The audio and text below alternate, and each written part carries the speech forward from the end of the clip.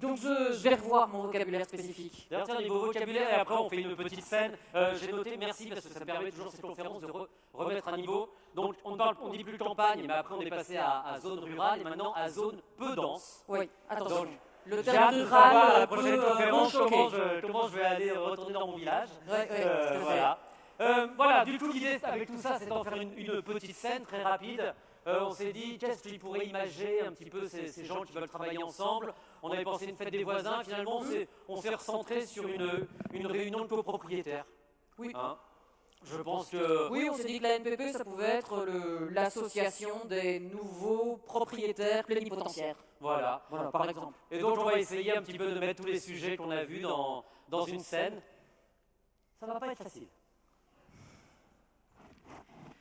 Alors, bienvenue, hein, bienvenue en tant que nouveau président de cette assemblée. Je suis très heureux, c'est ma première fois. Alors, je rappelle un petit peu que la dernière fois comment ça s'est passé. Pourquoi j'ai été élu, hein, pourquoi j'ai été élu. Et on se le demande, on se le Hein, demande.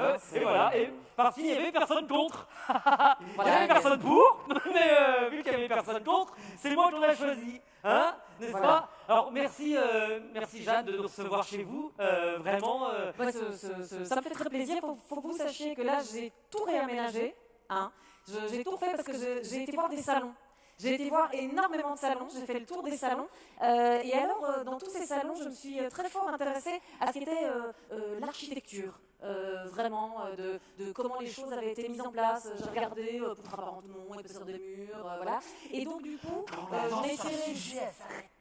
Et j'en ai tiré des conclusions et j'en ai fait des fiches extrêmement pratiques pour chaque volet. Voilà. Et donc, c'est pour ça que vous avez, chaque volet va être de couleurs différentes, de motifs différents. Voilà, c'est ce que j'ai tiré des salons que... Très bien, eh bien, merci beaucoup. Donc, je rappelle pourquoi on est là. On est là pour le projet, n'est-ce pas, hein, le projet. Donc, j'espère que tout le monde va travailler autour de ce projet. D'ailleurs, premier projet, qui veut une bière, hein, alors, ça dépend, parce que c'est une bière. alors, ça dépend, est-ce que c'est une bière locale ou non. C'est une bière rouge, verte, bleue. Oui, moi aussi j'ai une question, parce que je suis plutôt d'accord pour le projet, mais est-ce qu'on est sûr Je voudrais savoir, est-ce que le projet bière fait partie d'un ensemble de projets alimentation, voire boisson? Est-ce qu'on ne devrait pas essayer de voir les choses de façon un peu plus large?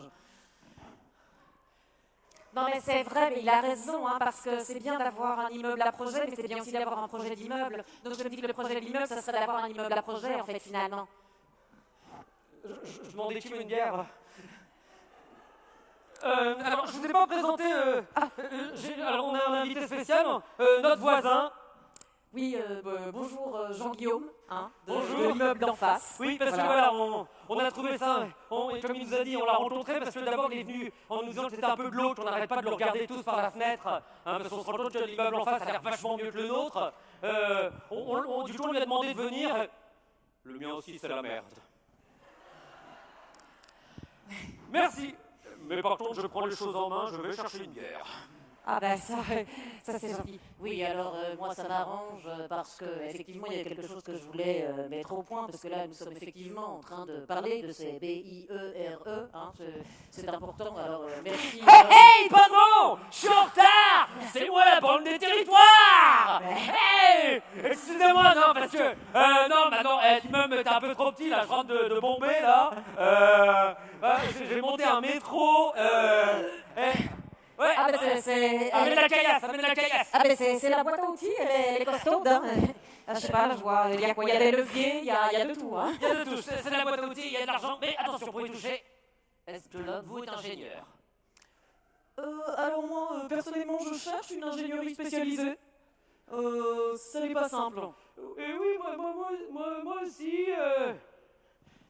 Ah non, mais c'est vrai, parce que si on n'a pas d'ingénierie, on ne peut pas monter les dossiers pour avoir des sous.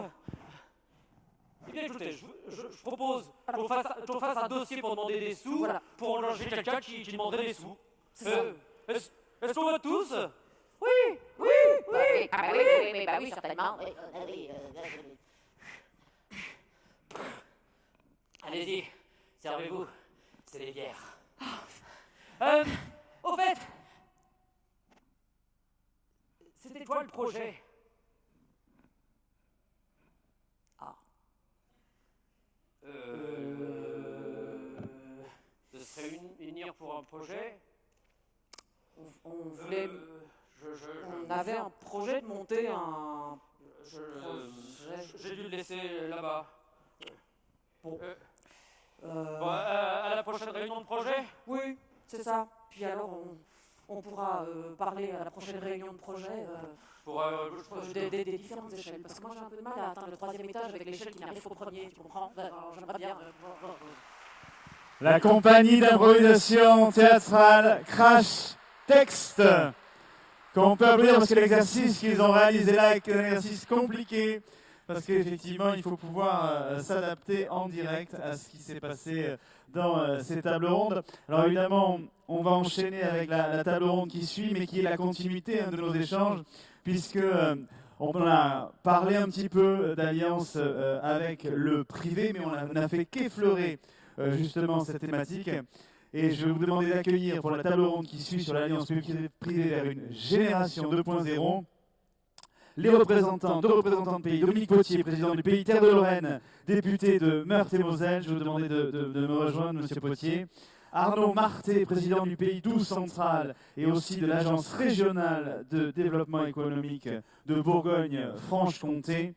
Et les acteurs privés suivants, Philippe Waguen, donc président fondateur du Guide du Routard, Pierre Guelmant, directeur des relations institutionnelles d'Enedis, Claude Rizac, directeur des relations institutionnelles du groupe Casino, et Smara Longou, délégué des affaires territoriales et parlementaires du groupe La Poste. Vous pouvez applaudir l'ensemble de ces 6 personnes, et je ne vois que 5 sièges.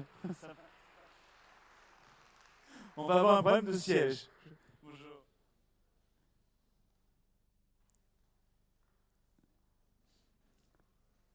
Alors ces alliances publiques-privées sont des alliances que certains pays espèrent justement depuis longtemps et qui tardent pour certains pays justement à se concrétiser. Alors cette table ronde a pour but de montrer les partenariats gagnants-gagnants qui existent d'ores et déjà, et au travers de ces expériences, quels sont les leviers et puis les freins qu'il faut lever pour pouvoir là aussi fluidifier ces relations.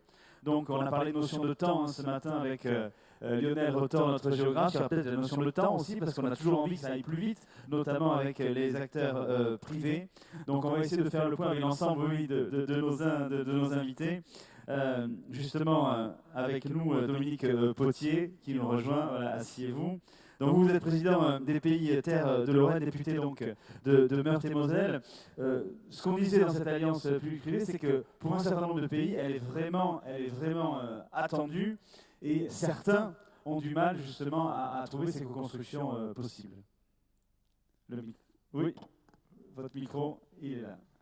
Et bonjour à tous, heureux d'être ici et bienvenue en Lorraine, dans ces terres de Lorraine. Effectivement, je suis aujourd'hui président du pays Terre de Lorraine, et si j'acceptais de parler, de témoigner sur ce que vous appelez cette alliance 2.0 pour entre le public et le privé, c'est que chez nous, elle a une véritable consistance, et que je n'aurai pas un discours philo, peut-être une question du sens qui viendra dans la deuxième partie, mais tout d'abord un témoignage de l'effectivité, comme dit le président de la République, je suis un bon élève, de cette alliance que nous vivons sur le territoire. On ne se paye pas de mots, et concrètement chez nous, les politiques publiques et les actions privées sont particulièrement bien imbriquées. Alors, 3 exemples très simples qui vont faire écho, je suis sûr, à plein de réalisations sur d'autres pays, et qui se traduisent chez nous grâce à une culture singulière par une véritable combinaison. Les plans alimentaires territoriaux, c'était juste une présentation. Non, allez-y, non, j'attendais juste qu'on amène un siège pour Philippe et on est parti le chercher. C'est juste ça. Si on prend un fauteuil pour 2. Non, le siège arrive.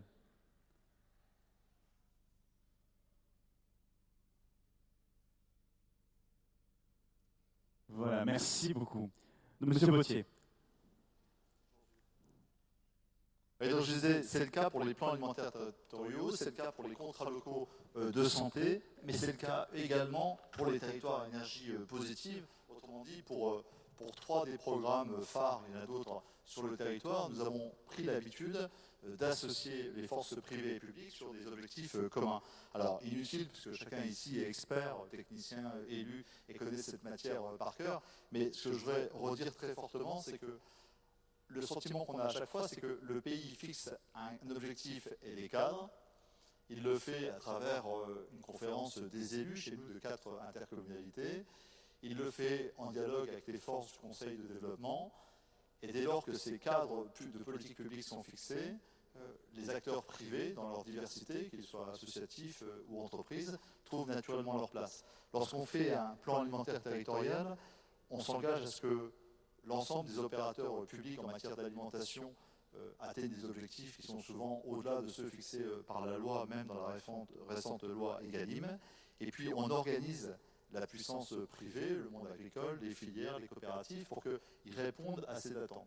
Et on ne peut pas faire l'un sans l'autre, c'est l'effort d'organisation confié ici à une chambre consulaire ou un syndicat bio pour organiser la réponse à la commande publique qui elle-même évolue, est une condition sine qua non de la réussite d'un plan alimentaire territorial. Pour les contrats locaux de santé, toutes nos opérations qui visent à la santé publique en mode prévention s'appuient sur des réseaux associatifs et de médecine libérale.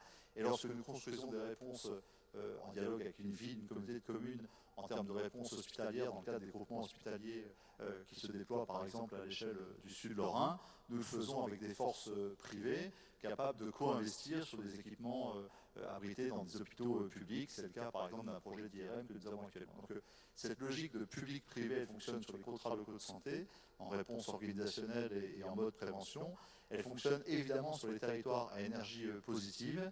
Le nôtre s'appuie à des résultats particulièrement féconds sur le territoire, avec plus de 120 projets publics qui ont donné des résultats. Mais s'il a eu ces résultats-là, c'est parce que la réponse des entreprises privées aux efforts d'isolation thermique ou de relamping qui ont été lancés sur le territoire ont été mobilisés avec la Fédération des bâtiments et des travaux publics, qui elle-même a engagé une formation, un accompagnement des entreprises du territoire pour répondre à cette demande. Donc il y a eu un double engagement privé et public pour répondre à un défi commun.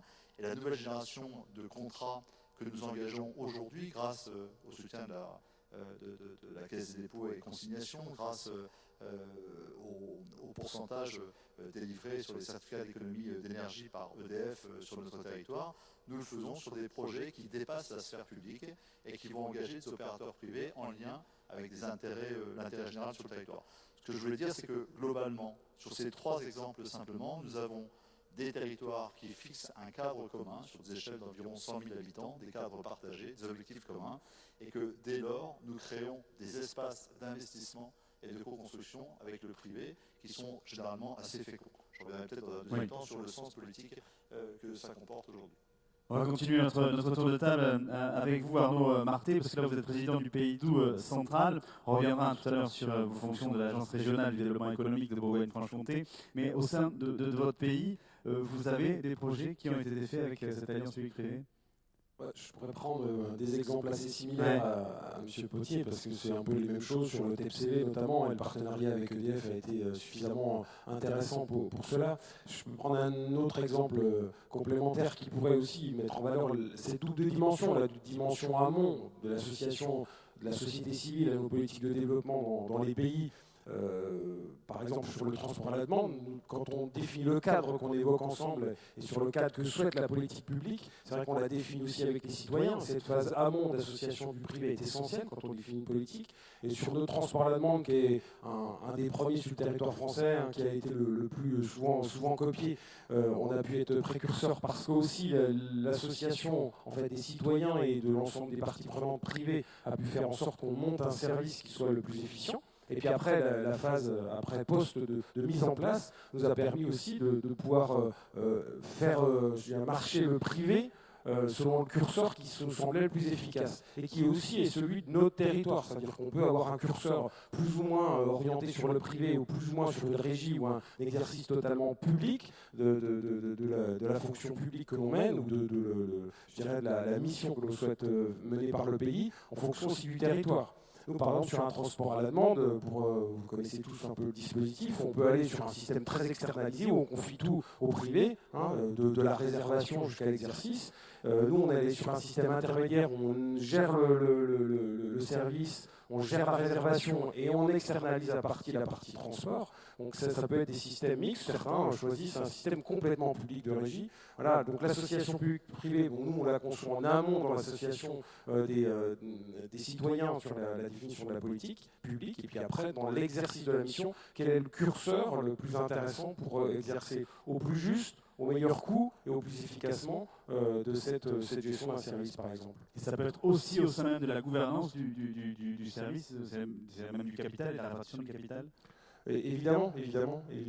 Plus on associe et plus on est dans le partage aussi au retour d'informations, c'est-à-dire que sur un pays comme le nôtre qui a aussi évolué dans son fonctionnement, dans ses marges, grâce à la fusion aussi des intercommunalités, on a pu faire évoluer le service, aller le connecter aussi aux agglomérations dans un territoire très rural, chose qu'au début on n'avait pas fait puisque la politique aussi de nos collectivités qui nous finançaient était aussi un peu, je dirais, fermée, c'est-à-dire qu'ils nous avaient dit faites votre transport.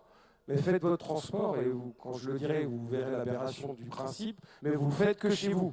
C'est-à-dire vous ne sortez pas. Mais quand on parle transport, quand on parle de population, on en parle depuis ce matin, évidemment, il faut casser les cadres administratifs et puis pas empêcher une population en disant là, vous avez le droit d'aller parce que c'est le pays, et puis après, non, vous n'avez pas le droit d'aller au bus qui est juste après, qui vous connecte à l'agglomération, parce que vous n'avez pas les financements. Donc il faut sortir de ces aberrations-là. On a aussi défendu auprès de nos financeurs, régions et départements à l'époque, qu'il fallait s'astreindre aussi à ces limites-là, parce que les limites administratives, il faut les casser dans ces domaines-là, et puis on a pu faire un service de transport à la demande qu'aujourd'hui, connecté aux gares, connecté aux services d'autopartage, connecté aux deux agglomérations qui sont celles de Montbéliard et de Besançon.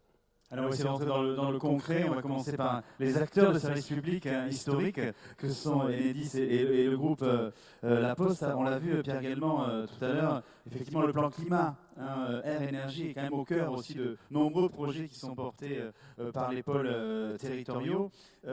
Et là aussi, c'est un peu une nouvelle alliance pour vous entre le public et le privé, notamment dans l'apport d'ingénierie que vous faites au quotidien. Oui. Si je vous dis que l'opérateur historique est un opérateur 2.0, je ne suis pas sûr que ça entraîne beaucoup, donc je serai un peu plus précis. Je partirai volontiers de ce que monsieur le député a dit sur finalement le politique définit un cadre de co-construction, et puis on voit avec les acteurs la contribution que chacun peut apporter. Dans ce cadre, il peut y avoir de la rénovation énergétique, il peut y avoir la lutte contre la précarité, il peut y avoir un PCAET, il peut y avoir le développement des ENR. Et donc voilà autant d'objets qui sont aujourd'hui au cœur des territoires. Pendant 60 ans, je dirais qu'on a géré la distribution de l'électricité d'une façon verticale, des grandes unités de production, et puis un réseau qui répartissait bon an, mal an, et ça s'est plutôt bien fait partout et pour tous. Aujourd'hui, tous les jours, vous avez 400 000 producteurs qui injectent sur le réseau une production solaire et photovoltaïque. 400 000 producteurs avec une qualité de fourniture qui doit rester la même, et donc un réseau qui ne doit pas être négativement impacté par ça. Au cœur de ça, et c'est là qu'on arrive à cette co-construction, il y a un élément central, c'est la donnée. La donnée parce que les collectivités locales, les territoires, les pays, les intercos, elles ont besoin de données pour savoir qui produit, qui consomme, qui produit les ENR, qui va produire dans 5 ans, 10 ans, qui consomme, c'est-à-dire précarité énergétique, c'est-à-dire isolation des bâtiments. Et là, il faut des données qui soient fiables, qui soient sécurisées et qui soient, si possible, et pas si possible, anonymisées. L'élément essentiel, et là on est au cœur de ce partenariat, c'est évidemment la gouvernance de ces données, c'est une donnée pour quoi faire, il ne suffit pas de dire on veut des données, encore faut-il, mais c'est d'abord l'accès à ces données. Et fondamentalement, je pense qu'aujourd'hui, l'accès aux données, c'est un élément de désenclavement territorial. L'accès aux données, il repose sur des technologies. On parlait tout à l'heure, et je crois que c'était Franck Leroy qui disait technologie ou transition numérique, transition énergétique. Ce n'est pas l'un et l'autre. Aujourd'hui, la transition numérique, avec tout ce qu'elle suppose de savoir-faire, d'expertise, de R&D, elle permet la révolution énergétique. Et cette révolution numérique, nous, on est en train de la mettre en place sur le 1,5 million de kilomètres de réseau que nous sommes en train de gérer pour permettre à tout moment à des consommateurs et à des producteurs d'organiser leurs relations. Je Je pourrais parler un peu de l'autoconsommation tout à l'heure. L'autoconsommation, c'est ce qui permet effectivement à des producteurs de se mettre d'accord avec les consommateurs sur « je produis, vous consommez ». Oui, très bien. Il faudra garantir à un consommateur de savoir exactement ce qu'il a soutiré d'ENR sur la production des producteurs, ce qu'il a réinjecté sur le réseau, ce qu'il a consommé comme électricité qui vient d'ailleurs. Qui compte, qui certifie, qui garantit. Ça ne peut pas être au doigt mouillé. Donc il faut effectivement une ingénierie, une expertise, une technologie, une digitalisation qui aide effectivement les collectivités locales aujourd'hui qui sont engagées dans ce type de dynamique. Et là, on a vraiment, je crois, un partenariat, je dirais, qui se construit progressivement avec les collectivités, quelle que soit leur taille. On a fait une étude avec la NPP sur quelle était la relation des pays avec les PCAET. Mais on se rend compte qu'un grand nombre d'intercommunalités ont confié la réalisation de leur PCAET à des pays. Et donc nous, on est, je dirais, apporteurs de données pour les ambitions de ces collectivités. Voilà un peu, moi, ce que je voulais dire et que je pourrais illustrer par différents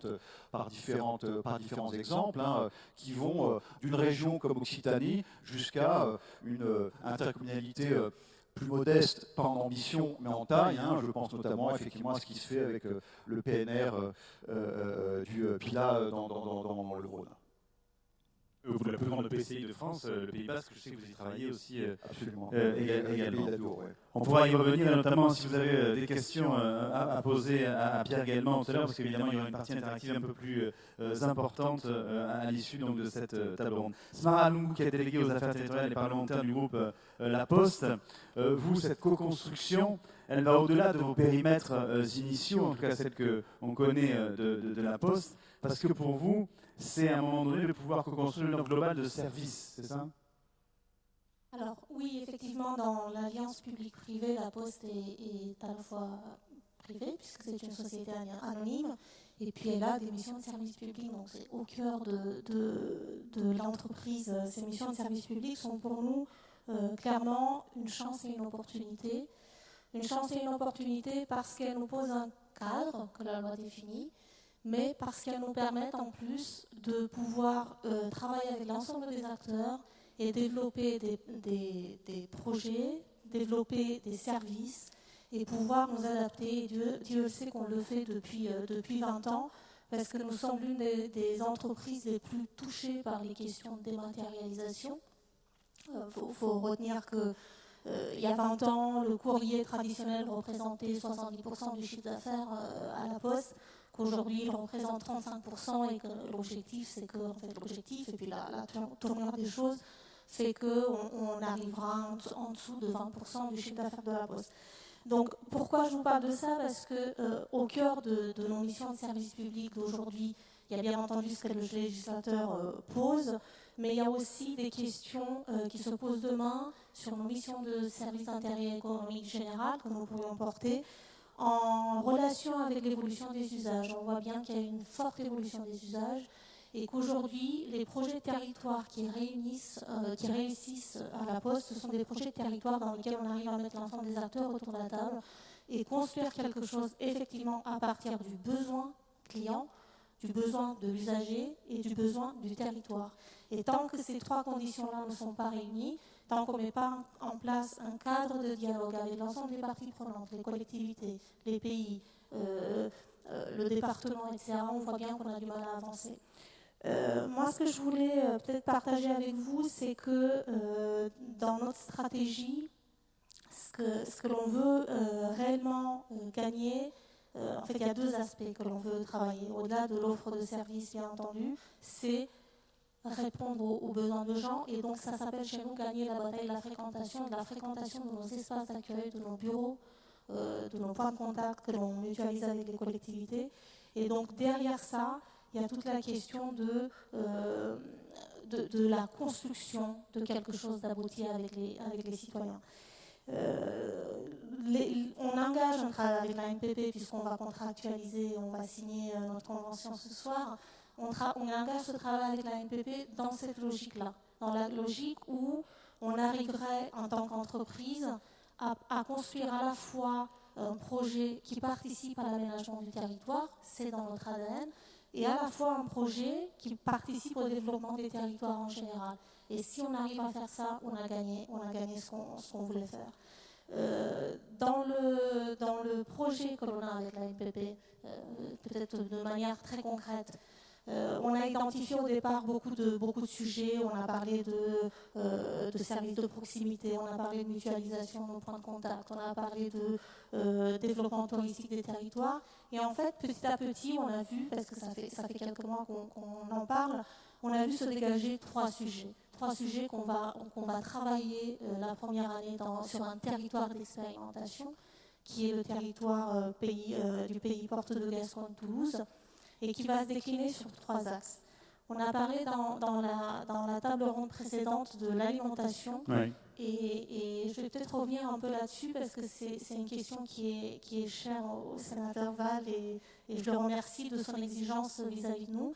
Effectivement, on avait déjà engagé avec Toulouse des projets de logistique urbaine, de transport, de logistique urbaine. C'est la collecte et la distribution de produits agroalimentaires, c'est ça? C'est ça, mais on était vraiment dans la logique du dernier kilomètre. Et en fait, le sénateur Val nous a challengé en disant « Ok, vous savez gérer le dernier kilomètre, mais on fait quoi du premier kilomètre? Comment on aide les producteurs à faire en sorte que de chez eux, de là, dans leur terroir, on arrive à ramasser leur production et à les transporter de manière verte, propre et économiquement efficace. Voilà, donc c'est dans ce sens-là, c'est un des axes que l'on va travailler ensemble dans les prochains mois.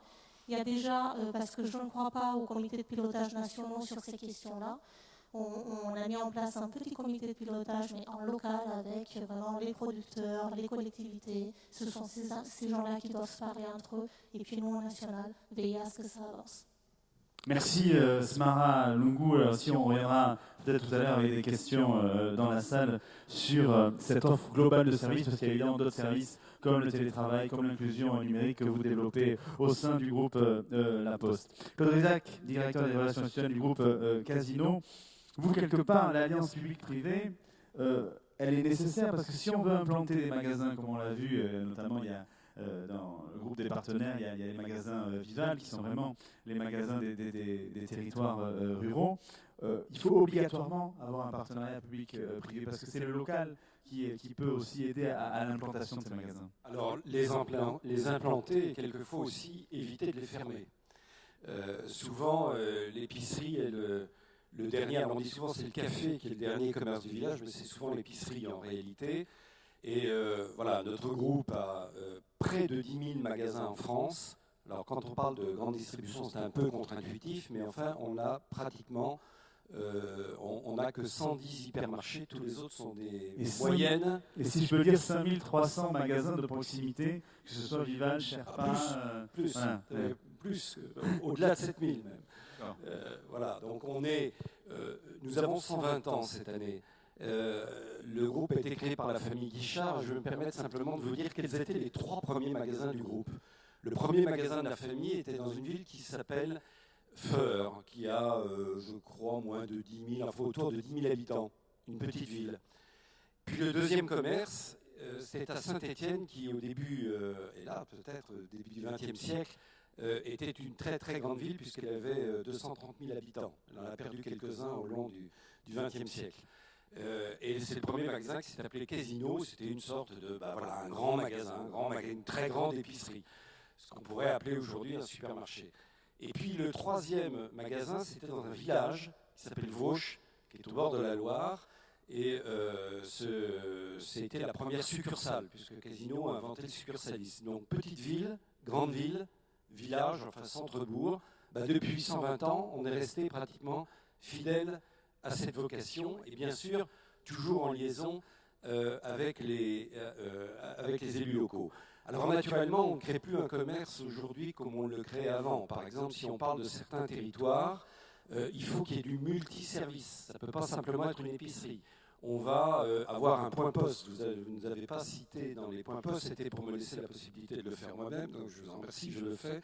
Nous avons des points postes, la possibilité d'envoyer de l'argent à Western Union, la Française des Jeux, la presse, d'autres plus petits services du type pressing, etc. Là, tout ça est indispensable. Et nous avons créé une école à Saint-Étienne parce que le problème, ce n'est pas uniquement d'apprendre à vendre des produits qui sont sur des rayons, c'est d'apprendre à faire une lettre recommandée, d'apprendre tout ça. Donc on joue aussi ce rôle maintenant. Alors la liaison avec les collectivités territoriales, ça peut être dans des villes, participer à la réhabilitation du centre-ville, et on suit de très près naturellement le programme Action Cœur de Ville qui a initié le gouvernement et qui est très intéressant. Il est d'abord très intéressant parce qu'il n'est pas uniforme. Tout à l'heure, les élus dans la table ronde avant disaient le problème, c'est qu'on fait les mêmes choses pour tout le monde dans toute la France. Action Cœur de Ville, c'est ciblé sur chaque ville. Et en matière commerciale, il n'y a pas de cas unique. Et souvent, monsieur le député, et c'est vrai, c'est normal, le législateur essaye de regarder comment il pourrait réguler tout ça. Le problème, c'est qu'il y a, c'est possible, et sans doute faut-il le faire, il y a autant de cas d'espèces que de villes. Il y a beaucoup de villes où moi-même, je le dis, on a construit trop de mètres carrés commerciaux autour des villes, on a affaibli le centre-ville. Et paradoxe, il y a des villes où il n'y a pas assez de choses à l'extérieur de la ville, et donc il y a de l'évasion commerciale, parce que les gens ne trouvent pas les enseignes qu'ils ont envie de trouver. Donc ils vont dans la ville qui est 30 ou 40 km plus loin. Ça existe aussi, ce genre de cas. Donc quel centre-ville, centre-bourg, etc., il faut s'adapter, travailler avec les élus locaux. Il y a une loi qui s'appelle LME, la loi de modernisation de l'économie, qui date un peu maintenant d'une grosse dizaine d'années, je crois, qui a essayé de modifier les règles d'urbanisme commercial. Et un jour, dans un débat, on m'a demandé mais qu'est-ce qui change pour créer un magasin avant la loi LME et après la loi LME. Donc ma réponse, c'est que après la loi LME, il faut discuter avec le maire pour implanter un commerce, et avant la loi LME, il fallait discuter avec le maire. Parce qu'en réalité, il y a tous les problèmes de livraison, il y a tous ces problèmes-là sur lesquels on doit travailler avec les élus locaux. On ne peut pas faire sans. Maintenant, il faut garder, et je le dis aussi, il faut garder cette concurrence, non pas en faisant un dogme, comme on l'a fait peut-être de manière un peu exagérée au niveau européen, une espèce de dogme absolu, mais il faut quand même garder la concurrence. Il peut y avoir un commerce alimentaire, un autre pas trop loin, ça anime une concurrence qui est quand même au bénéfice du consommateur. Maintenant, il faut savoir réguler tout ça, il ne faut pas aller trop loin. Quelquefois, nous, on est obligé de fermer des villages en centre-bourg, des commerces en centre-bourg, parce que il y a une moyenne surface que le maire a autorisée à la sortie. Alors on nous dit, mais non, mais comment vont faire les petits vieux du village? Oui, mais s'il n'y a que les petits vieux du village, ça ne va pas suffire pour faire marcher le commerce de centre-ville. Donc il faut trouver les bons équilibres. Il y a que par la discussion qu'on peut les trouver. Et naturellement, c'est dans l'intercommunal qu'on trouve cet équilibre. Ce n'est pas uniquement commune par commune. Il y a aussi un autre peut-être vecteur là aussi sur lequel il faut travailler justement avec les acteurs locaux. Aussi pour faire référence à ce que disait la question de Madame tout à l'heure, c'est que vous développez aussi avec ces magasins de proximité le circuit court. Il y a une application et une marketplace qui s'appelle 1000 Pro qu'a développé le groupe Casino pour justement faire le lien et référencer ces producteurs locaux au sein même des magasins de proximité. Alors Madame la Poste, vous faisiez allusion aux difficultés. L'agriculteur il produit, mais il va falloir qu'il livre, il va falloir, etc. C'est compliqué. Donc on a essayé d'assouplir le côté massif, si vous voulez, de la grande distribution. Donc on a fait une application où un agriculteur, un maraîcher par exemple, se dit moi je peux livrer 3 magasins, je ne peux pas en livrer plus. Qu'est-ce qu'il y a autour de moi? Donc il trouve, il fait son offre, nous ne discutons pas le prix, c'est lui qui fixe le prix. Et bien sûr, on regarde la qualité, parce que quand même, il faut le dire, c'est pas parce que c'est prêt que c'est bon. Quand même garder les questions de sécurité alimentaire et de qualité. Et à ce moment-là, il va être référencé, il va pouvoir livrer un magasin, 2, 3, 10, selon ses capacités. Donc c'est vrai que toute l'histoire de l'alimentation en France, c'était de la centralisation pendant des décennies et des décennies, aussi pour des raisons de qualité. Il y a quand même beaucoup moins d'intoxication alimentaire qu'il y en avait au début du siècle. Il n'y a qu'à regarder les films de Pagnol pour voir l'épicier dans Pagnol. Il y a les bons, les mauvais, ceux qui ont des produits avariés, etc. Bon, on a quand même aujourd'hui des standards de qualité importants. Simplement, maintenant, on doit apprendre à redécentraliser pour aller chercher près de chez nous ce qui peut convenir. Et dans les circuits courts, ce n'est pas forcément des produits locaux au sens, entre guillemets, folklorique, des spécialités locales. C'est des produits de base qu'on essaye auquel on essaye de faire le moins de kilomètres possible. Chez nous, on s'est fixé 80 km. Dans la réalité, c'est plutôt moins de 50, y compris en région parisienne. Et un petit mot, je terminerai, c'est vous qui m'avez relancé là-dessus, sur l'agriculture urbaine. Je crois que dans les très grandes villes, ça a un intérêt. Faire de l'agriculture urbaine à Paris, d'abord c'est de la pédagogie vis-à-vis des enfants, etc. C'est pas mal. C'est quand même de l'agriculture hors sol. Donc quand on est dans des villes moyennes ou des agglomérations comme Nancy, qu'on a quand même le monde rural pratiquement aux portes, est-ce que ça a un sens? Je pense que préserver les espaces ruraux est un exercice plus intéressant que de faire du hors-sol sur des sols qui ont été pollués, etc., etc. Mais dans certains cas, c'est quand même intéressant. Il faut juger là aussi au cas par cas. Merci Claude Rizac. On va continuer à parler de développement économique, mais développement touristique avec vous, Philippe Bogen, président fondateur du Guide du Routard, parce que, évidemment, faire la promotion des pays et de leurs richesses, Dieu sait si nous savons que effectivement notre beau pays regorge de richesses touristiques, gastronomiques, et que nos territoires, là aussi, sont des fois sont mal méconnus par rapport à ça. Et je crois que là aussi, l'expérience que vous avez menée avec la NPP pour l'édition de guides spécifiques sur des pays est un succès en ce sens-là. Oui, c'est vrai qu'au Guide du Routard, depuis 25 ans, nous avons démarré une collection sur les régions françaises, les régions traditionnelles, qui marchent plutôt bien, puisque nous sommes les premiers de la classe en édition sur l'ensemble des territoires et des régions françaises. Mais depuis quelques années, on s'est rendu compte qu'il y avait une appétence, un goût de notre public pour mieux connaître son territoire. Et la dimension régionale n'était pas la plus intéressante parce que trop vaste. Et on a mis un certain temps à trouver l'existence de la NMPP. Et une fois qu'on est tombé sur cette pépite, on a pris langue avec eux, avec Michael en particulier, Raymond bien entendu, et on s'est rendu compte que les pôles et pays de France étaient la dimension idéale pour les gens qui habitaient en région. Parce que c'était une dimension humaine. Alors, on sait très bien que tous ces guides que nous avons démarrés, il y en a une vingtaine en 2 ans et demi à peu près, que nous avons publiés. Ce sont des guides qui connaissent un grand succès. D'abord, ils ne sont pas chers, puisque c'est à peu près 5 €. Deuxièmement, ils sont sur un territoire assez réduit, donc ça évoque quelque chose. Je pense que le président Raymond Val se sent plus gascon que gersois, et c'est pour ça qu'on a sorti un guide qui s'appelle Les Portes de Gascogne, parce que ça correspond à quelque chose, parce que la Gascogne, au niveau historique, et depuis bien des siècles, ça rappelle, les gens sont très proches de ces terroirs communs par le canard, le foie gras, le maïs, les Bastides, la guerre de 100 ans. Ils ont une histoire commune.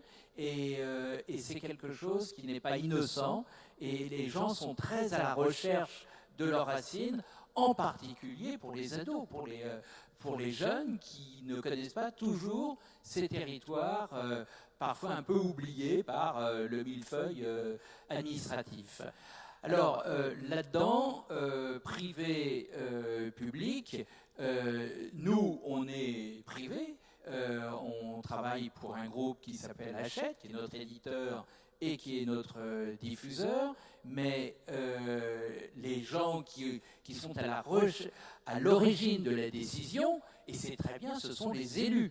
Donc ce sont les gens qui sont issus de la société civile, donc c'est les gens qu'on retrouve à la NMPP. Et cette association des élus qui décident et du privé, je trouve ça assez harmonieux, parce qu'après tout, nous, on sait à peu près faire les guides, mais on sait bien que l'État n'a pas toujours le financement adéquat. Et un des secrets du succès de ces ouvrages, qui au démarrage sont financés par l'ANMPP, par les pôles et pays, sont très très vite cofinancés par des petites PME locales, qu'elles soient des fédérations agricoles, des fabricants quelconques. Au niveau, on a travaillé avec l'IP en Gascogne, on a travaillé avec des fédérations, avec des compagnies diverses, et tout le monde y trouve son compte grâce à la publicité d'entreprises privées qui sont insérées dans ces guides du routard et qui viennent faciliter, aider le financement de ces guides que l'on retrouve dans les librairies et chez Casino. Merci Philippe Gogen pour avoir explicité justement quel était le type de partenariat public-privé sur les guides du routard de pays qu'on peut retrouver là aussi dans le village des partenaires, à côté de jeux, les jeux bordiers aussi, qui sont des jeux de questions-réponses assez ludiques sur là aussi l'échelle des pays. On revient, Dominique Potier, au sens politique justement de cette alliance publique-privée, et on parlera du sens économique aussi avec Arnaud Marté. Dominique Potier, on l'a vu au travers des exemples qui nous ont été cités. Certes, il y a un intérêt gagnant-gagnant, parce que ce sont des entreprises privées qu'il faut à un moment donné que chacun s'y retrouve, mais il y a, quand on dit gagnant-gagnant, on comprend bien le sens gagnant pour le privé comme pour le public.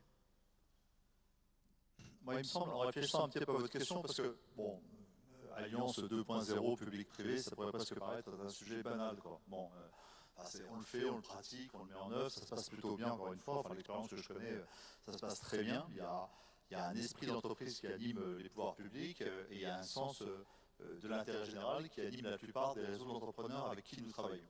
Donc, je veux dire, on enfonce des portes ouvertes.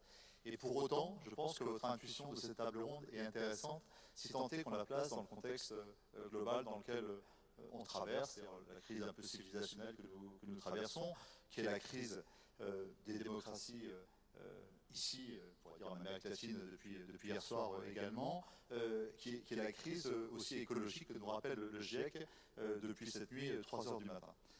Et par rapport à ces crises-là, on pourrait dire comment est-ce que les territoires peuvent apporter une part de la solution.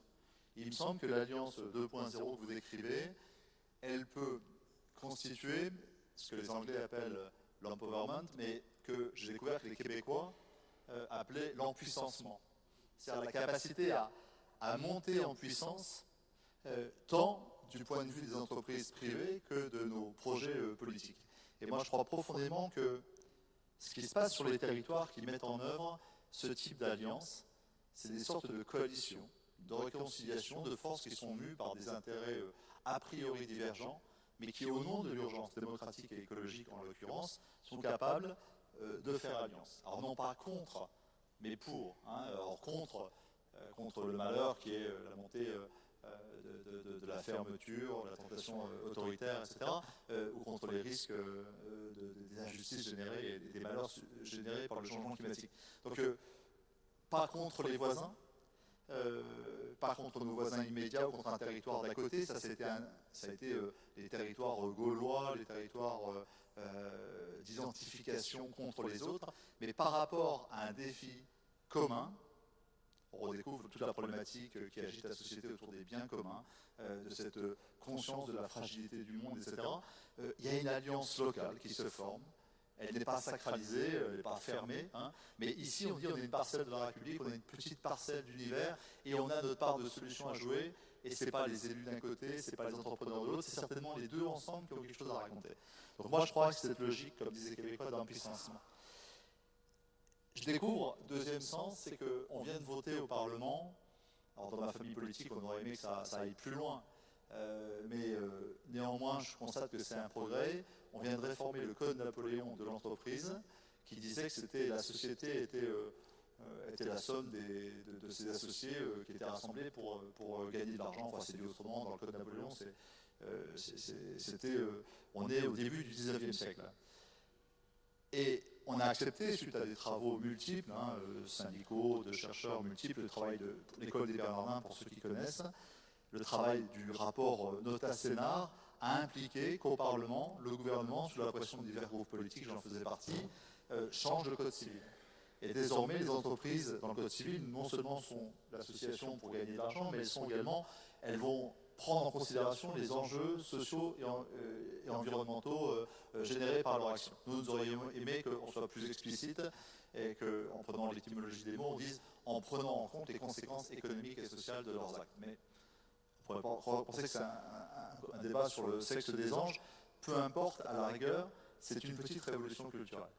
Désormais, on considère au XXIe siècle que l'entreprise doit faire sa révolution civique et qu'elle ne peut pas agir uniquement dans l'appât du gain, mais qu'elle doit tenir compte de ses conséquences, des externalités, elle les internalise dans sa marge de décision, ce qui implique des choses en termes de codétermination et de dialogue territorial, pour revenir au sujet de cette table ronde. Donc ça, on participe d'un mouvement général. On ne peut pas entreprendre comme on entreprenait au 19e, parce que l'anthropocène, parce que fragilité du monde, etc.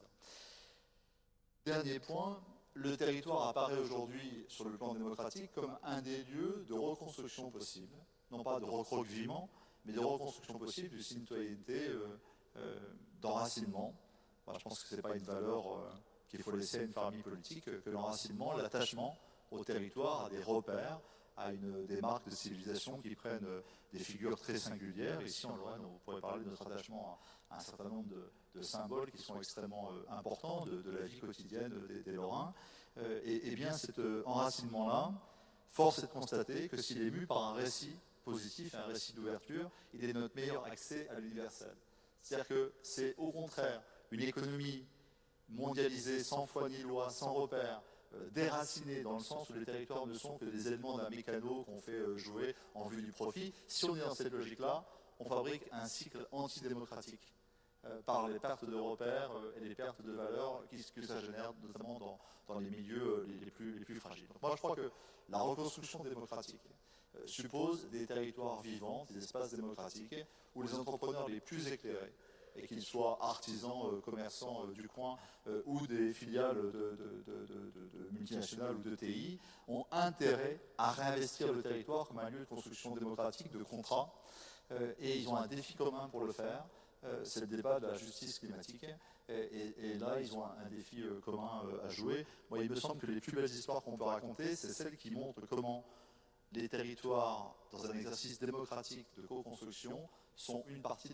des solutions à des problèmes qui dépassent largement ce territoire, mais qui vont les percuter violemment si nous ne réagissons pas. Voilà ce qui me paraît être le sens politique peut-être de cette alliance de zéro, qui autrement pourra apparaître comme un truc marketing un peu léger, mais en fait c'est une très bonne idée cette table ronde.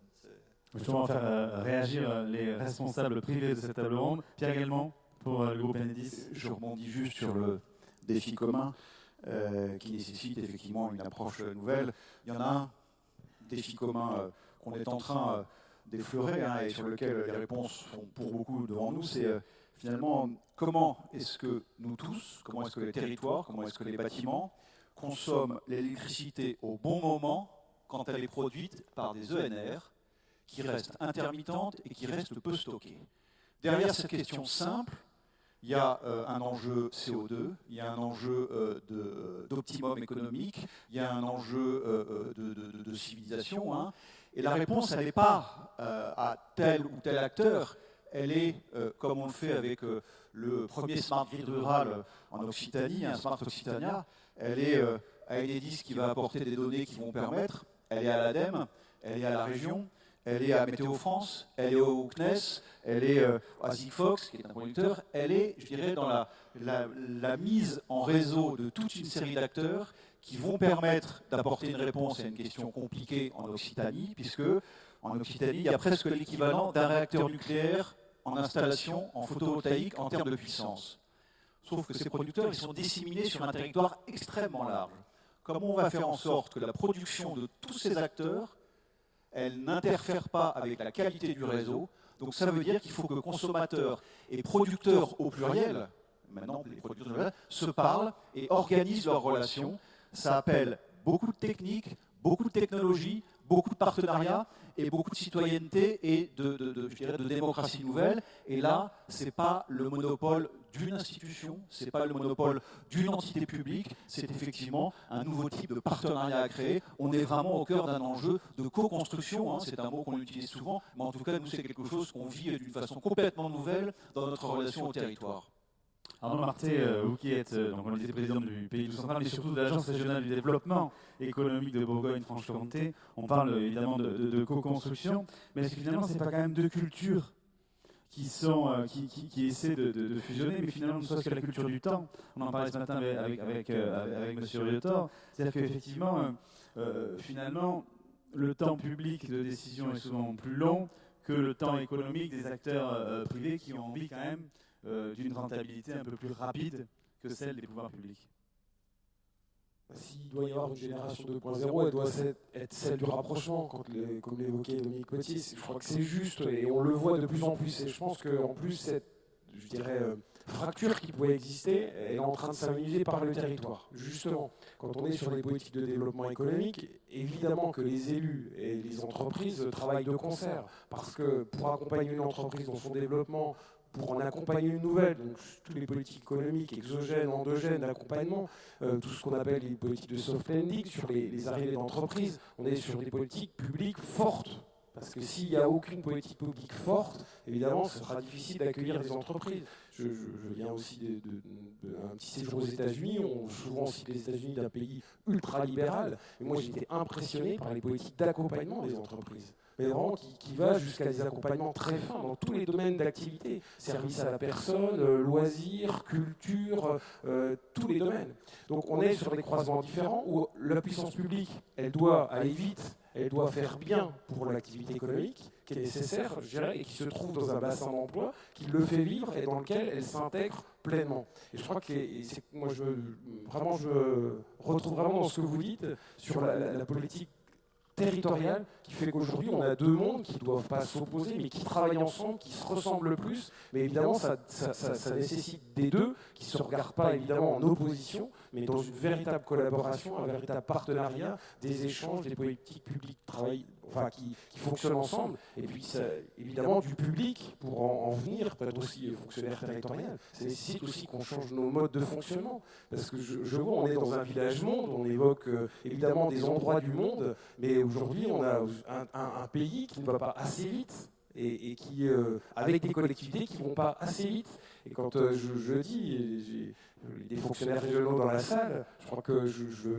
défends au sein de la région, il faut qu'on puisse décider vite, parce que quand il faut 6 mois pour prendre une décision, et on n'est pas dans le temps monde aujourd'hui tel qu'il est aujourd'hui, et on pourrait prendre plein d'exemples, vous avez évoqué la culture numérique, et donc moi j'y crois, cette génération 2.0, elle peut venir aussi des territoires, mais elle peut venir aussi dans un changement de culture de chacun des acteurs publics et privés. Comment on fait pour assouplir justement cette gouvernance publique ou est-ce qu'on recrée des organes de gouvernance publique-privée? Non, mais ils existent, il y en a qui existent, mais ça passe aussi par les législateurs, ça passe aussi par des règles de marché plus souples, ça passe par aussi... il y a des élus dans la salle, alors vous allez trouver mon idée toujours un peu farfelue, mais moi je suis pour la suppression du trésor public.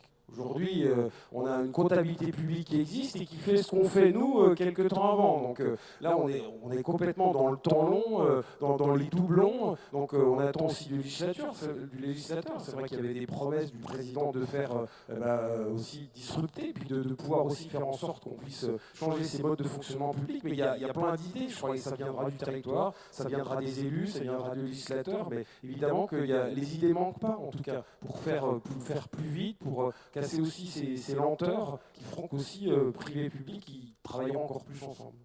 C'est au législateur de cette table ronde, Dominique Potier. Est-ce que là aussi, dans les outils de gouvernance, il y a des simplifications, selon vous, à faire, et si oui, lesquelles? Le cri du cœur, c'est qu'il n'y ait pas besoin de 24-26 mois pour que de l'argent européen arrive dans une initiative privée ou publique par les fonds leaders. Il y a vraiment... Ouais. C'est facile en même temps, mais je ne peux pas. Dans un débat sur les fonds demain, sur le financement. Ouais, vous aurez la raison, c'est quand même incroyable. On a eu l'exemple, on dit Finmo pour la Finlande, je ne sais plus. On a eu un échange avec eux dans le cadre de Leader. Là-haut, ils leur donnent une enveloppe Après, ils évaluent. Alors, si ça s'est mal passé, ça fait très mal. Hein. Et par contre, ils ont une sorte d'obligation de résultat.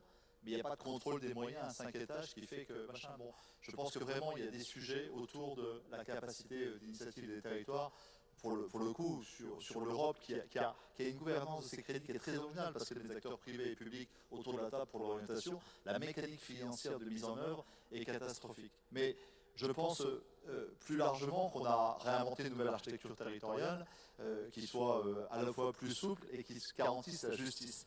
Toute la difficulté est d'avoir de l'agilité et de la justice. Moi, je plaide pour des réformes radicales en matière de fiscalité locale qui redonnent une chance égale à tous les citoyens et à tous les territoires, donc une véritable révolution, un Big Bang fiscal. Et en même temps, je pense qu'il faut redonner une souplesse d'initiative très forte aux territoires. Je voudrais juste dire que demain, ça sort du cœur, c'est le 100e anniversaire de la naissance d'Edgar Pisani. Et je vous invite tous à relire le géant politique et la terrible actualité qu'est celle d'Edgar Pisani. Retrouver le sens de l'État et en même temps la capacité à donner aux filières agricoles en son temps, aux territoires, au dialogue de co-développement avec l'Afrique, une puissance d'émancipation et d'initiative extraordinaire. J'ai envie de dire, hommage à Pisani, et il nous faudrait des Pisani aujourd'hui, et ce n'est pas vraiment le cas, pour traiter des questions aussi importantes que le changement climatique et la question de la justice. Je disais à ma voisine en provocation que notre libéralisme est débile quand il permet à tout le monde de livrer partout des colis qui font parfois 200 grammes sans tenir compte du bilan carbone. Et que ce ne serait pas une société antidémocratique que celle qui dirait qu'à partir d'un service public obligatoire de partout sur tout le territoire, 6 jours sur 7, les derniers kilomètres sont assurés par un service public avec des financements privés, qu'on peut faire de la grosse logistique mutualisée et en optimisation, mais que les dernières livraisons qui correspondent à un mode de vie consumériste un peu débile entre nous, tout de suite, etc. et tout, ne peuvent pas se faire au prix de péter la planète, mais qu'on doit passer par un service public qu'on veut consolider. Je veux dire, ça, ce type de planification démocratique qui fera qu'un jour, on arrivera à avoir des pactes territoriaux qui ne soient pas directifs, mais qui soient négociés au nom de l'intérêt général, sont devant nous, et c'est la création politique du futur. Je dirais un dernier exemple, parce que vous m'avez dit, Pierre, au niveau d'Enedis, quelque chose de très important, vous avez dit, nous sommes des producteurs de mesures. Moi, j'aimerais dire que la rénovation de l'équilibre 2-0 public-privé, ça sera de réaffirmer, je le dis comme social-démocrate, d'autres pourront le penser, dans d'autres familles de pensée, que la puissance publique doit se réapproprier la question de la mesure et des normes. On a eu ces dernières années une sorte de délire où la puissance privée a édité ses normes de ce qui est la bonne alimentation, le bon service, les bons, etc.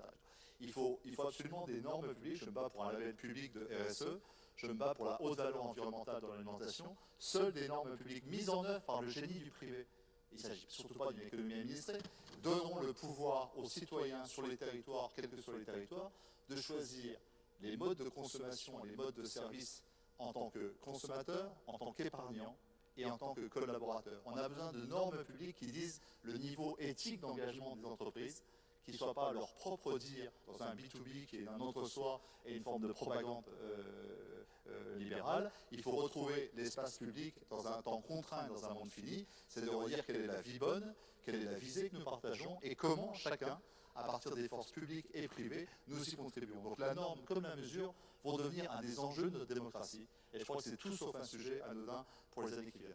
Claude Rizac, qui voulait réagir, directeur de relations institutionnelles du groupe Casino. Oui, alors je ne sais pas si j'attends du législateur qu'il me dise quelle est la vie bonne, mais admettons, je peux être d'accord.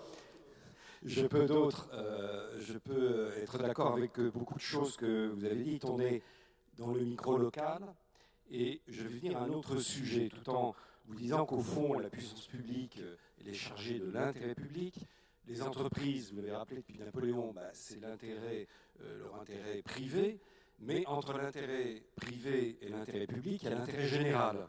Et il ne faut pas penser que les entreprises se désintéressent de l'intérêt général. On n'a pas forcément attendu des législations. Mon entreprise l'a fait avant-hier pour annoncer qu'il n'y avait plus de dioxyde de titane dans aucun de nos produits. Et de temps en temps, je rencontre, mais sous d'autres gouvernements aussi, des ministres qui me disent « mais c'est formidable, vous avez plus de 10% de salariés handicapés dans l'enseigne Casino ». Alors, c'est vrai, depuis tout petit à l'école primaire, à Nancy d'ailleurs, parce que je suis nancéen d'origine, j'aime les bons points. Donc je prends le bon point. En même temps, on se dit, mais ça serait très très bien que l'administration ait plus de 10% d'handicapés. Comme quoi, l'entreprise privée ne fait pas toujours moins bien, n'a pas forcément besoin de l'aiguillon de la législation. Sur la loi Pacte, c'est vrai, l'entreprise aujourd'hui, elle doit tenir compte de toutes les externalités, etc. Cela dit, nous sommes, nous, groupe Casino, mais c'est vrai pour nos confrères, en bataille quasi quotidienne, je dis bien en bataille, contre des géants qui s'appellent les GAFA. Et là, malheureusement, le législateur français, il n'est pas capable, il ne peut pas, par construction, encadrer les GAFA. Donc, et derrière les GAFA, derrière Amazon, etc., il y a aussi les sites chinois, alors qu'on est filmé, je ne vais pas citer des noms, mais chacun sait que, par exemple, vous citiez La Poste, eh bien, quand les colis de ces entreprises qui bientôt ont des budgets plus importants que les États, et je pense que les États réagiront le jour où ils viendront, eux, sur des domaines régaliens. Et à ce moment-là, il y aura une forte réaction. Alors on a un gouvernement où Bruno Le Maire, c'est le Premier ministre dans ce cas-là, s'est préoccupé de ce problème et essaye de convaincre ses homologues européens qu'il faut essayer de faire quelque chose. Mais en matière fiscale, par exemple, vous savez, l'unanimité est requise. Donc on n'est pas rendu avant que les Pays-Bas, le Luxembourg, l'Irlande soient d'accord pour taxer les GAFA. On n'y est pas encore. Et même l'Allemagne, d'ailleurs, qui craint les rétorsions pour ses voitures. Donc quand un colis part de Chine, puisque Madame de la Poste est là, eh bien, il y a une forme indirecte d'aide d'État qui fait qu'en fait, il ne paye pratiquement pas le départ. Donc attention, en voulant non pas tuer, mais affaiblir les gros éléphants qui marchent dans le commerce, qui marchent tout droit, qui utilisent l'espace public, parce que vous avez raison, livrer, c'est utiliser l'espace public gratuitement, alors que nous payons la TASCOM, que d'ailleurs les députés viennent d'augmenter. C'est un impôt sur les surfaces commerciales qui a augmenté de 600% en 10 ans. Il y a un nouveau collègue, 600% en 10 ans. Un nouveau collègue qui vient encore de l'augmenter. On ne sait pas si ça va perdurer jusqu'au bout. On espère que non. En tout cas, là, nous, on est prisonniers, nos magasins, on paye quand on fait du commerce en ligne, on paye des impôts en France, on paye la TVA, on paye l'IS, etc. Et on est face à des gens qui payent un peu, mais vraiment pas beaucoup. Et donc, attention, c'est comme dans les courses de chevaux, de ne pas nous mettre des handicaps supplémentaires aux entreprises françaises en voulant, dans un mouvement assez logique, essayer de réglementer les choses. Malheureusement, il y a des pays du monde où on n'y est pas encore arrivé. Alors peut-être que l'Europe arrivera à être solidaire, arrivera à faire quelque chose. Et puis ensuite, on peut imaginer, c'est les poupées russes, qu'après l'Europe, il y aura l'OCDE. Mais avant qu'on arrive à tout cela, il va se passer des années. Et dans l'économie, le temps de l'économie n'est pas celui du temps politique. Il est beaucoup plus rapide et beaucoup plus court. Oui, justement, ça plaide peut-être indirectement pour l'alliance publique-privée, mais dans l'autre sens. C'est parce qu'effectivement, si dans les projets nationaux, justement, cette alliance publique-privée peut se faire, ça permet aussi à chacun de mieux se connaître et de peut-être mieux appréhender vos problématiques. En fait. Non, mais sur les territoires, on était tous d'accord, on est tous d'accord en général sur la plupart des sujets, mais bien sûr, c'est une alliance, c'est un dialogue, c'est, comme le disait André Rossino, j'ai bien aimé son terme, de l'interaction qui produit de l'intelligence collective. Tout ça, on sait le faire ensemble, il n'y a pas de problème. Maintenant, il faut regarder aussi au-dessus, c'est ce que Dominique Potier, avec beaucoup de hauteur de vue, nous invitait à faire. J'essaie de le rejoindre. On va prendre vos questions, les questions que vous pouvez poser à l'ensemble de nos acteurs, et notamment les acteurs privés. Vous les avez pas souvent au bout du fil, donc profitez-en, ils sont parmi nous aujourd'hui. Donc n'hésitez pas, vous faites un petit signe, et il y a une hôtesse et un charmant garçon qui viendra vous porter le micro. C'est toujours la première question qui est la plus difficile. Donc je remercie par avance la personne qui posera la première question. Monsieur là, mademoiselle, devant vous. Je vous demande de vous présenter et de poser votre question. Oui, Hubert Lefebvre, président des maires ruraux de la Manche, donc région Normandie. À 2 reprises depuis ce matin, nous avons entendu parler des fonds européens, des fonds qui mettent du temps à venir. Et je crois qu'à ce niveau-là, il ne faut pas incriminer les régions. Les régions ont fait leur travail, mais il faut quand même bien voir que l'État est le coupable, puisque l'État, dans son agence de paiement, n'a pas su mettre en temps et en heure son logiciel qui s'appelle Osiris, pour assurer le paiement des fonds européens. Oui, non, ça c'est vrai. Ça, je pense qu'on ne peut pas ici le nier. Rappelez que demain après-midi, il y a une table ronde effectivement avec des experts des fonds et des financements européens. Est-ce que Arnaud, Marté veut réagir à cette réflexion? Je suis chargé du programme européen leader sur la Bourgogne-Franche-Comté, donc je sais qu'on prend quelques coups en tout cas, et on ne peut pas se dire que la région n'a pas de responsabilité. Je crois que c'est un cercle de décisions qui fait qu'au bout du compte, en tout cas sur leader, ça alourdit les choses. Moi j'ai eu la chance de m'occuper des présidents de GAL entre 2000 et 2006. Aujourd'hui, je ne reconnais plus le programme. On a fait plein de réunions sur le sujet. Et déjà, quand on a introduit la règle de cofinancement, on a alourdi les choses. Chaque fois, on a rajouté des couches comme si on voulait étrangler et tuer le programme. Et c'est vrai que j'en suis toujours blessé. Et de voir aujourd'hui, en étant à la région, de voir ce qu'on a fait du programme Leader, ça fait mal au cœur. Et on se dit qu'on a peut-être envie de le supprimer. Et d'où vient cette volonté? Des fois, on a l'impression qu'on ne comprend pas tout ce qui se passe, même en étant aux responsabilités. Et donc, c'est une vraie frustration. Et moi, en tout cas, je m'inquiète de ce que ça donne sur les territoires. Puis c'est vrai qu'on en parlait tout de suite. Quand on va voir ce qui se passe dans les autres pays européens, mais on est abasourdi. C'est-à-dire que les fonds européens, aujourd'hui, ils sont contestés par l'ensemble des responsables publics, par les porteurs de projets, par les entreprises aussi. On rencontre des entreprises qui nous disent « Écoutez, moi, sur les fonds FEDER, vous êtes en train de financer avec l'Europe une machine en Pologne, dans les pays d'IS, etc. » pour des gens qui vont me concurrencer en brutal et en frontal sur des productions françaises. Donc c'est vrai qu'on a fait des fonds européens aujourd'hui un outil qui n'est pas une réussite sur le territoire, et on est pour des gens qui croient en l'Europe, comme on peut l'être souvent tous ici, c'est une vraie frustration. En tout cas sur le leader, je ne sais pas ce que ça va devenir, mais en tout cas j'ai une vraie frustration aussi. Je vous ai évoqué mon souhait de plus de facilité, de lisibilité, de pouvoir aller plus vite. Sur les fonds européens, ça doit être le cas, on doit avoir des prises de risques, on doit aller chercher le risque, parce que c'est vrai que État, et je sais, les services régionaux aussi, mettent des règles supplémentaires qui changent, qui évoluent, et moi j'ai mon président GAL qui vient chaque fois sonner et se plaindre, et c'est vrai que en tout cas c'est assez désespérant de voir cette succession de règles de l'Europe jusqu'au territoire qui fait que ces programmes-là, ils ne sont plus au service en tout cas des territoires dynamiques, et Dieu sait qu'il y a des projets dans les territoires ruraux. Et alors, leader, je vous dis, pour moi, en tout cas, c'est une vraie blessure, une vraie frustration. Autre question? Oui, monsieur, là-bas en haut, s'il vous plaît. Vous allez jusqu'au milieu.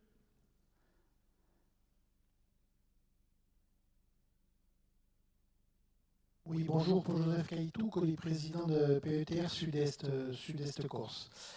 Voilà, le projet Leader est vraiment l'exemple même de l'accord et de la synergie publique-privée. Mais les projets européens, Leader, Interreg, Maritimo, qui étaient censés il y a 30 ans permettre aux territoires d'échanger entre eux en Europe, ont été confisqués par les États membres. Tous les États membres de la vieille Europe. Parce qu'en fait, le discours était de dire on donne à l'Europe tant d'euros, mais on va les récupérer pour en faire ce qu'on en veut. C'était à peu près ça. Je caricature, mais ça a été souvent ça. Et la question qui se pose en lien avec la conférence qu'il y a eu auparavant, c'est d'abord de savoir si les régions qui réclament à juste titre une autonomie et des moyens à l'État, toutes les régions, et on a vu la fonte des régions récemment, si ces régions-là sont prêtes à donner aux territoires, que sont notamment les PETR, leur autonomie. Et aujourd'hui, en tout cas encore, j'en suis pas sûr. Et je le dis à ceux qui sont aujourd'hui aux manettes de la région Corse, qui sont mes amis, il n'empêche qu'aujourd'hui, il y a cette culture-là qu'il faut avoir. Ensuite, deuxième élément, c'est la stabilité, je m'adresse aux députés. On a des lois nôtres, on a des lois qui changent. Une loi qui change au niveau d'un pays, au niveau d'une branche d'activité, c'est une chose. Au niveau d'un petit territoire, c'est quelque chose de déstructurant. On voit bien que les PETR qui sont issus de la loi de 2014, donc qui donnent un statut juridique au pays, à la loi Voynet et aux autres lois, donc il y a vraiment une réalité, une nécessité d'avoir une stabilité et une volonté politique, comme il a été dit tout à l'heure, d'un projet de société. Ça, c'est l'élément pour en venir au partenariat public-privé. S'il n'y a pas cette reconnaissance de l'État et des régions au service des territoires, on sera toujours affaibli vis-à-vis des partenaires privés. Parce qu'aujourd'hui, une grande partie de ces partenariats se font pas forcément au profit du public. Donc moi je dis que là-dessus, il y a une véritable réflexion à avoir. Il y a d'un côté renforcer ces éléments-là au niveau de la position des régions et de l'État. Et deuxièmement, pourquoi ne pas créer, au travers d'un appui fort de la NPP, une véritable fondation de la revitalisation des milieux ruraux. On l'a dit tout à l'heure, qui passerait bien entendu par reconnaissance de ces PETR. Parce qu'aujourd'hui, les contrats de ruralité qui au départ devaient être signés uniquement avec les PETR se sont retrouvés signés, y compris avec les communautés de communes. Donc ça veut dire que si on n'incite pas, si on ne donne pas un cap sur 10 ou 15 ans clair et défini, eh bien, on n'aura pas de stabilité, donc on n'aura pas de retour sur investissement de ce développement-là. Pour revenir à cette fondation, moi je pense qu'il est grand temps de la faire de façon sans qu'il y ait chaque enseigne dans son coin qui joue sa carte de son image, une véritable fondation du rééquilibrage des territoires. Parce qu'aujourd'hui, on le sait tous, on est tous ici pour ça. 20% de la population vit sur 80% du territoire. Et où on veut rééquilibrer, on ne veut pas. Et pour cela, le privé, il faut qu'il y ait une véritable fondation qui permette d'avoir dans ces milieux défavorisés, dans le rural profond notamment, parce que vous le savez, il y a différents niveaux de territoires ruraux. Il faut des services publics au travers d'un point multiservice, il faut du service à la personne, etc. Et on sait très bien que ce n'est pas là qu'il y a le retour sur investissement nécessaire pour une activité normale. Donc voilà, moi je me mets pour ça et je sais que la NPP peut nous aider. Merci beaucoup pour votre réflexion. On va faire une réponse en 3 temps, si vous le permettez. On va donner la parole à Arnaud Marté, à Dominique Potier et à Raymond Val, le président de la NPP, qui va vous répondre sur cet aspect de fondation. Arnaud. On ne va pas faire la réunion sur leader, parce que là, on peut en avoir pour un moment, et puis il y a même des plus grands spécialistes que moi. Mais vous savez, sur la règle, par exemple, public-privé, moi, il y a une chose qui m'a choqué, je l'ai évoqué tout de suite, c'est la suppression de la liberté qu'on avait. Entre 2000 et 2006, sur notre programme, on parlait toujours leader, ça doit être ascendant, ça doit être innovant. Mais on pouvait mettre du leader sur un projet, parce qu'on y croyait sur le territoire. On disait, on a été par exemple à l'époque en 2001, 2002, c'était juste pas la mode comme maintenant, des circuits courts de producteurs, et puis notamment des magasins qui se créaient autour de circuits courts. C'était à l'époque assez innovant, mais on pouvait y aller que sur du leader. On disait, on y croit, on y va, c'est impossible. Déjà, quand on a inscrit la règle de cofinancement public, on plombait tout ça. Et on mettait des règles. Et chaque fois, des règles sont additionnées aux règles, et puis ainsi de suite. Et ce qui a fait que ce programme, il se trouve aujourd'hui congestionné. Donc, je vous comprends, mais je ne comprends pas, moi, en tout cas, il y a des spécialistes sûrement qui pourraient m'éclairer. Comment on en est arrivé là, en fait? Des fois, je me dis, c'est un peu la 4e dimension. Comment on a pu faire de ce programme qui était si excitant, si innovant à l'époque, on a pu en faire ça aujourd'hui, et on voit dans les territoires, on ne sait même plus comment répondre. Moi, je n'ose plus faire le tour. Je fais le tour de la Bourgogne-Franche-Comté pour aller voir chacun d'égal. Des fois, je ne sais plus quoi aller leur dire, j'y vais plus, parce que je me dis comment... Ils m'accueillent toujours bien, ne vous inquiétez pas, mais en tout cas, on ne sait plus comment y répondre, et c'est assez difficile. Dominique Potier. L'interpellation corse est toujours vive. Et je vais essayer de répondre en vérité. Après, c'est un avis très personnel. Hein, j'engage pas tout le territoire et j'engage pas tout le monde. J'ai une expérience de maire, de communauté de communes, de président de pays, SCOT, etc.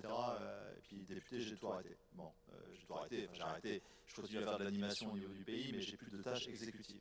J'ai pris du recul sur ces différentes fonctions et je vois, depuis notamment les réorganisations territoriales, comment les choses se passent. Donc je le dis, la NPP, je ne vais pas dans le sens du poil, je pense que, et c'est le choix qu'on a fait dans notre territoire sur Terre de Lorraine, à partir de 4 communautés, on est plutôt réputé en Lorraine, dans le Grand Est, dans ceux pour qui les euros publics investis font des petits, on est réputé pour une sorte de concorde territoriale et très un territoire d'innovation dans plein de domaines. Bon.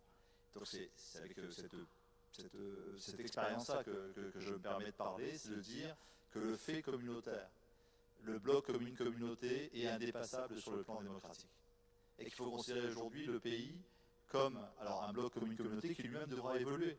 Moi, je n'ai pas de conviction définitive sur suffrage universel, au niveau de la communauté, tout ça. Je réfléchis, je ne sais pas, j'écoute, je cherche, je n'ai pas de certitude. Bon. Par contre, ce que je sais, c'est que les pays gagnent à se considérer un peu comme les pôles métropolitains, comme des coopératives de développement, comme de l'interterritorial démocratique, transitoire, parce que ces territoires ont eux-mêmes vocation à évoluer, à grandir, etc., et à permettre des coopérations sur les champs qu'on a évoqués, qui ne peuvent se faire qu'à cette échelle-là, et ils sont des facilitateurs de dialogue d'ailleurs avec les métropoles, dans le cadre, dans des espaces plus vastes. Autrement dit, ce sont des passerelles et des coopératives, et c'est comme ça qu'on les a pensées. Alors une coopérative, ça peut être pour investir dans l'ingénierie de prospective, on défriche les temps futurs, on est sur le numérique, sur l'alimentation, la santé, etc. On défriche les opportunités du monde sur notre territoire, on réfléchit à ce qui agit la société, mais c'est aussi des lieux où on mutualise des crédits, on met en œuvre des actions mutualisées avec de l'ingénierie et des codes communs, etc., des règles, etc. Bon, voilà. Mais pour moi, ce n'est pas un lieu qui peut en aucun cas s'opposer aux faits communautaires qu'il faut respecter comme un espace démocratique constitué. Il faut avoir l'humilité de se situer comme un animateur coopératif de ce champ. Voilà. Je crois qu'opposer les pays et les communautés, c'est un combat qui est dépassé.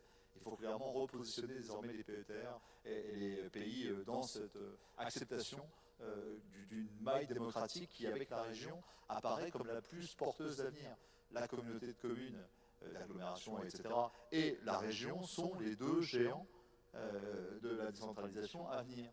Et avec humilité, les PETR et les pays sont des serviteurs des dialogues et des accès aux faits métropolitains pour les ruraux, aux faits régionaux et à l'État et l'Europe pour les territoires les plus petits. Voilà, donc territoire d'innovation, de coopération, mais pas de querelles, de mauvaises querelles, de mauvaises controverses avec les communautés. Je vais plus vite pour la deuxième question. Est-ce qu'il faut un Xème fonds de péréquation ?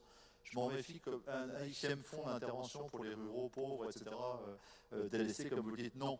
Il faut de la justice, il faut de la justice. La justice, ça s'appelle la réforme de la DGF. Ça s'appelle d'arrêter de faire des fonds annoncés comme géniaux, comme le cœur de ville, qui ne créent pas un euro supplémentaire, mais qui pompent des dispositifs existants pour les appeler autrement et les recycler ailleurs. L'argent qu'on met dans le cœur de ville, on l'a pris au territoire voisin.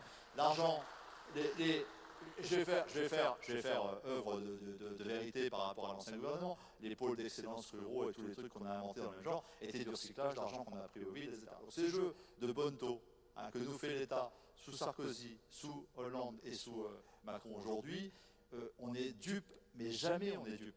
La vérité, c'est qu'il faut redonner, bien sûr, des lettres de mission de l'État sur des fonds spécifiques et orientés, mais il faut d'abord offrir un socle à chaque territoire, à chaque citoyen, d'égalité en termes de péréquation des biens publics. Et ça, il y a une réforme, c'est notre collègue Christine Pires-Beaune qui avait proposé une réforme de la DGF, qui était le socle d'une réforme de partage des fonds publics, qui était une réforme de clarté.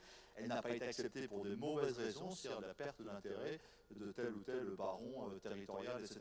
Donc le courage politique, c'est pas de créer des fonds nouveaux qui en fait recyclent des processus du vieux monde, c'est de créer une égalité de base et de créer des missions de l'État qui viennent clairement et dans la clarté apportée. Et puis pour terminer, moi je ne poserai jamais, je ne sais pas comment le dire, mais c'est une question trop importante. Après ce qu'on a vécu cette nuit, les deux nouvelles de cette nuit, c'est quand même... ça fait notre enfance et notre jeunesse, pour ceux qui ont 50 berges comme moi, là, c'est la libération des pays d'Amérique latine de la dictature. Bon. Donc vous voyez, le phénomène brésilien qui vient de s'ajouter au récit européen, etc., c'est tragique. Le GIEC, la même nuit, vous êtes le jour d'après, hein, on est le jour d'après, une nuit tragique. Bon. Est-ce qu'on ne peut pas se dire que l'essentiel, c'est de se dire, on a tous une tribu, et je ne parlerai plus, on a tous une tribu qui est faite d'un peu de famille, d'amis, d'un réseau. L'époque contemporaine a super privilégié ça, il ne faut pas le mépriser. Donc on est des individus dans une maille privée, d'un réseau que j'appelle une tribu. On est tous d'une nation. Je crois que ce mot n'est pas méprisable. On est tous d'une Europe qui est une fédération des nations, qui a une histoire et un avenir extraordinaire, au-delà du passage d'ombre qu'on a aujourd'hui. Et on est sur une même planète. Mais tout ça, de la tribu à la planète, la nation et l'Europe, ne passe pas si on ne fait pas partie d'un territoire politique, où on se sent citoyen et mettre un peu de notre avenir sur ce territoire. Et cette reconstruction démocratique doit être une obsession des leaders de communautés, de pays aujourd'hui, comment des récits positifs en matière de santé, d'économie, de transition écologique, de tout ce que vous voulez, peut devenir, de lutte contre la pauvreté, etc., peuvent devenir des récits positifs pour un territoire, des moments où le citoyen, par son engagement civique au-delà de sa sphère privée, de sa tribu, devient un acteur d'un parcelle de la République, d'un bout d'Europe et d'un bout de planète. Ça me paraît être l'histoire qu'il faut qu'on raconte. Ça s'appelle faire de la politique et il n'y a rien de plus beau. Raymond Val.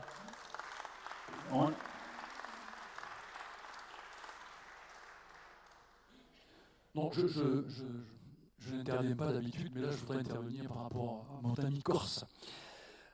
Je n'ai pas partagé tout ce que vous avez dit, mais par contre, je partage la fin. Et je commencerai par la fin.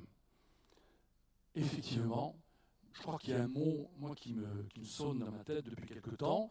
Je n'ai pas été le premier à le prononcer. Tant qu'on n'aura pas pris conscience que nous sommes interdépendants sur cette planète, c'est sûr qu'on ne s'en sortira pas. Bon, des deux nouvelles que vous avez données, comme vous, ce matin, j'ai pris un coup. Quand je suis arrivé ici, je me suis dit, mais bon, voilà. Alors, pour tout le reste, je voudrais revenir, moi, sur un petit peu d'histoire. Je n'en fais pas souvent ici, mais moi, j'arrive au Sénat en 2008. Et en 2010, les pays sont arrêtés net. C'est-à-dire qu'on interdit de faire de nouveaux pays, pour des raisons politiques. Il était impensable qu'un élu sur un territoire puisse devenir un interlocuteur d'un territoire. Il faisait de l'ombre aux députés, ou je ne sais pas qui, j'en sais rien, au président de conseil généraux de l'époque. Et donc on a arrêté. D'un seul coup, voilà, la démocratie participative, le projet de territoire, tout ça, c'était fini. Nous avons été 2 sénateurs à monter à la tribune pour les défendre. Plus personne nous est bougé. Arrive la loi MAPAM, en 2014. Le hasard fait que j'étais président de la commission d'aménagement du territoire au Sénat. Et la loi, c'était quoi? Mais la loi, c'était les métropoles et les agglomérations. Je vais très vite, hein. Au milieu, rien. Des réserves d'Indiens. Débrouillez-vous. On n'avait pas prévu ça. Dans la nuit, avec 2 autres sénateurs, nous élaborons un petit statut. Parce qu'on nous dit, attention, si vous rajoutez à la loi des territoires entre les agglomérations et les métropoles, si vous les appelez pays, ça ne passera pas. Donc qu'est-ce qu'on fait? On baptise un cycle qui est un petit peu minable, hein, mais c'est un pôle d'équilibre, il est rural et territorial. Avec ça, on n'avait rien dit, mais on avait tout dit. Et on a voté ce texte. Difficilement, mais on l'a fait voter. Et là, c'est posé la question du statut. C'est pour ça que je vais revenir à la question. Et c'est vrai qu'on avait un problème, vous vous souvenez, dans les fonds leaders, comme nous étions en statut associatif, nous n'avions pas la possibilité d'utiliser les fonds propres de la structure comme fonds qui venaient compléter les fonds européens. C'est pourquoi on a fait un petit statut de syndicat pour pouvoir en quelque sorte se servir de la collecte sur un territoire ou des fonds qu'on pouvait avoir, des chambres de commerce et autres, des départements, c'était plus possible, parce qu'on a commis l'erreur, et c'est là que je voulais en venir. Première modification que les parlementaires devront demander au nouveau ministre, s'il y en a un demain matin, c'est qu'il faut ouvrir ce syndicat. On ne peut pas en même temps dire, voilà, comme c'est prévu dans le texte de la nouvelle agence, la bonne dimension, c'est un projet territorial, sans en définir le périmètre, puisqu'il peut être un PETR ou un pays, mais 2 ou 3, etc. On ne peut pas dire, voilà, dorénavant, nous avons compris, les territoires sont intelligents, ils sont capables de sauter d'un projet, mais à ce moment-là, si on dit ça, il faut l'ouvrir. Et non pas, comme l'on fait aujourd'hui, ce n'est qu'au niveau de la NPP qu'on est capable de faire un partenariat public-privé, et encore en prenant quelques précautions, en nous disant, attention, quand on fait venir Casino, pourquoi il n'y a pas Carrefour, et pourquoi il n'y a pas Leclerc? Donc il faut qu'on demande la modification du texte, qui doit transformer le syndicat fermé en syndicat ouvert pour qu'on puisse ouvertement avoir ces partenariats à l'échelon où s'élabore, où se construit le projet avec tous les partenaires. On n'arrête pas de dire, tous les politiques disent aujourd'hui, voilà, il faut que les populations participent, les forces vives, etc. Mais donnez-nous l'autorisation de les faire entrer. Pourquoi on le fera en cachette sous forme de lobbying qui est ensuite dénoncé? Donc il faut ouvrir ces syndicats. Ça, c'est la première question. La deuxième raison pour laquelle je voulais intervenir, c'est que ce matin, je l'ai un peu dit, bon, mais je l'ai dit avec prudence, mais vous savez, j'essaie de m'appliquer ce que je dis. Ce n'est pas toujours facile, mais je crois que le mérite que peuvent avoir les hommes et les femmes qui travaillent dans les pays, les PETR, c'est d'être capables de dépasser leurs différences politiques. Si vous n'avez pas dépassé les différences politiques, il n'y a pas de projet. Il n'y a pas de projet. Et donc, c'est vrai que je dois reconnaître que le contrat de ruralité, pour la première fois, c'était le retour de l'État dans une politique de contractualisation. Et qu'il n'obligeait pas à traiter qu'avec des PETR, mais qu'il le préconisait. C'est pour ça qu'on ne s'y est pas opposé, parce que ça aurait été malvenu qu'on empêche les intercommunalités de certaine taille à pouvoir contractualiser. Parce qu'encore une fois, il faut être lucide, notre association, c'est un incubateur d'intercommunalité. On sait bien que dans 10 ans ou dans 15 ans, peut-être qu'elle ne sera pas là, mais en tout cas, elle aura permis ce que tout le reste avait échoué. Rappelez-vous, on est parti des contrats de terroir ou de territoire. Ça devait être des incubateurs d'intercommunalité. Dans la moitié des départements ruraux, ça a foiré complètement. D'où des cartes intercommunales qui n'étaient pas bâties sur des bassins de vie ou des bassins d'emploi. D'où la catastrophe quand on leur demande après de passer à 15 000 habitants. Puisque de toute façon, comment on allait faire tomber des barrières qui étaient des barrières politiques ou des barrières qui avaient pour but de préserver un territoire électoral. En tout cas, moi, c'est ce que j'ai vécu. Et surtout, qui permettait aux départements de rester les maîtres du jeu. Donc, à partir de là, c'est vrai que la NPP est là pour vocation, effectivement, avec ce petit statut qu'il va falloir modifier un petit peu, de permettre de construire ce projet territorial. Et c'est vrai qu'aujourd'hui, nous devons continuer à exiger que ce qui a été écrit dans le projet du texte de la nouvelle agence, France Territoire. Je ne sais pas si vous l'avez lu, moi j'ai essayé de le lire rapidement. Bon, je considère que si on repart de 2010 à aujourd'hui, et je vous en remercie, je crois qu'on a réussi. On a réussi ensemble, avec la DCF, avec France Urbaine, avec tous ceux qui, avec nous, ont poussé cette idée de dire, voilà, laissez respirer les territoires, laissez-les vivre, j'ai envie de dire. Et donc le fait qu'on reconnaisse dans ce texte que dorénavant, c'est à partir du projet de territoire qu'il faut aider à faire émerger, avec la participation de tous, que la politique du gouvernement s'appliquera, 100 fois d'accord. Mais il y a une condition, c'est que ce ne soit pas une nouvelle recentralisation. Parce que le danger, il est quand même là, vous l'avez bien perçu.